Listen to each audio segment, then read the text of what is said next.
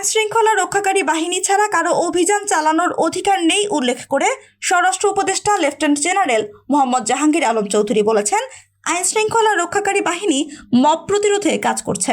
আইন শৃঙ্খলা রক্ষাকারী বাহিনী ছাড়া কারো অভিযান চালানোর অধিকার নেই। দেশের পরিস্থিতি স্বাভাবিক রাখতে আইন শৃঙ্খলা রক্ষাকারী বাহিনী তৎপর বলে জানিয়েছেন তিনি। আজ দুপুরে রাজধানীর পল্টনে ট্যুরিস্ট পুলিশ হেডকোয়ার্টার্স পরিদর্শন শেষে ফার ইস্ট ভবনের নিচতলায় সাংবাদিকদের তিনি এসব কথা বলেন। স্বরাষ্ট্র উপদেষ্টা বলেন, মব হচ্ছে এটা অস্বীকার করব না, জনগণকে সচেতন হতে হবে। জনগণ উশৃঙ্খল হলে তো চলবে না। মহাসড়কে যেসব জায়গায় ডাকাতি হচ্ছে, আইন শৃঙ্খলা রক্ষাকারী বাহিনী সেসব জায়গায় নিরাপত্তা জোরদার করছে বলে জানিয়েছেন স্বরাষ্ট্র উপদেষ্টা। কারো কোনো অধিকার নাই আইন শৃঙ্খলা বাহিনী ছাড়া কোনো অভিযান চালানো। এই চাঁদাবাজি যেন না হয় এবং ছিনতাই যেন না হয়, এই জন্য আমরা ব্যবস্থা নিচ্ছি এবং আমাদের কার্যক্রম থাকবে।